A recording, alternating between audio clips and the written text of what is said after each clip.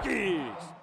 Miami will depart town at an ACC record of 6-4. Hokies now even up at 5-5 as Buzz Williams is with us. Coach, as always, we thank you for coming out after a one where you guys fought valiantly back in there at a one-possession game in this game. But go back to the first half with me. Was the energy level just not there at the beginning? No. I wish I could attest to why. Obviously, it's my fault to not be prepared after the last 10 or 12 days that we've had as a program, to be able to come back home after the North Carolina win at home and play the way that we did in the first half. Just way too many straight line drives for Miami directly at the rim, way too many average at best shots by us without putting any pressure at the rim. No moxie, no toughness defensively in the first half. Much better in the second half.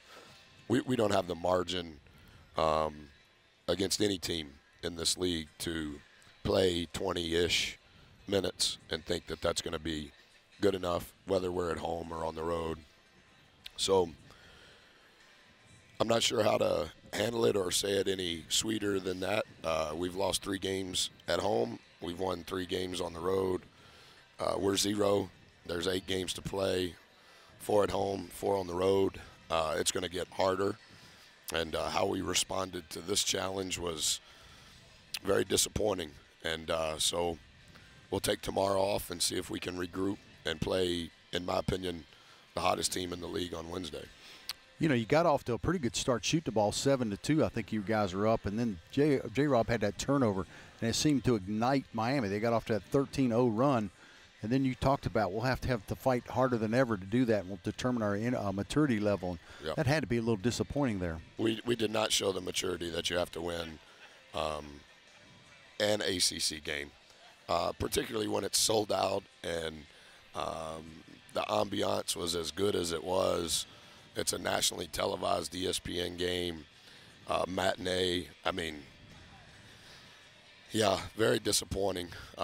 So I need to figure out how to help them, because that was not what we have been doing over the last 10 or 12 days. Coach, I was talking about it right before you came out, something that you said to me right before Syracuse in the opener. You said how we handle the volatility of this season will ultimately determine our success. And clearly, back when we were following the Florida State game, things felt pretty bleak, right? Yep. 2-4, schedule staring you in the face. And I guess my point is that still holds true right now, right? Even though you feel low right now, it doesn't erase the last 12 days. No, that's what makes this league so hard, right? Is you have to be accountable for your actions. You have to be accountable for your work.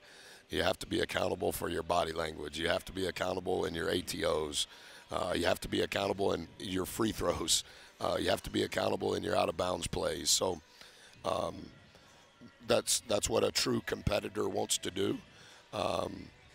And we did not compete at the level that we have to compete. I'm proud of what we had done to get in that position. Like you said,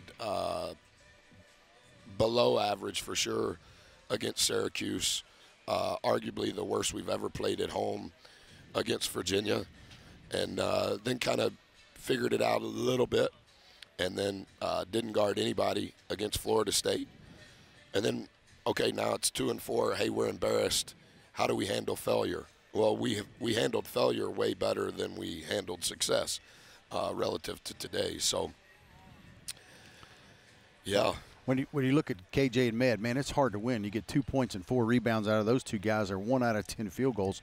But on the bright side, how good was PJ today, taking advantage of his minutes, a career-high 23 minutes? I should have played him more. He practices. He never says a word. He plays hard. He cares. Like I told him in the locker room, you don't appear as though you fit. And then you watch him play, and his heart's beating so hard with so much blood that he cares so much that he's in the mix for everything. And he's in the mix for everything in game number 10. And entering today, he had played, I don't know exactly total in ACC, he had played 25 minutes. And today, in essence, he matches the first 9-game total. And yeah, absolutely. happy for him. Yeah. I think, Coach, as we wrap up with you, again, I know we're saving your voice a little bit here, and we really appreciate you coming out here despite some of those struggles behind the scenes. There are plenty of things like that to take back out of it, and that's where you have to go, right, after a day like today? Well, we don't have any choice. You know, like I told our guys after the Virginia game, how are we going to handle this? And it's just the same question just a month later, in essence. And so that's where we're at. And how we handle it will be the key. How about we change the subject? Who's going to win the Super Bowl? Really good friends with some of the staff members of the Patriots. I don't know anybody within the Eagles organization, but due to tradition and what I know within the Patriot organization, I wouldn't bet against them. What is it, 3 out of the last 4 years? Mm-hmm. 3 out of the last 4. 8 out of the last something. It's a lot. Well, Coach. I do think the quarterback from North Dakota State is going to be a Hall of Famer, the kid from the Eagles. Foles, yeah, he's good. No. Wentz. Oh, I'm sorry, yeah. Wentz. And unfortunately, as my fiance, They're running RBOs with Foles because he ain't as good as Wentz. he was plenty good enough to take my Vikings out last week, though, that's for sure. Yeah, I think those RBOs help him. He can just kind of dump it down, dump it down, kind of keep it, don't turn it over, keep us into play. Coach, keep them up, man. Thank you. Volatility continues.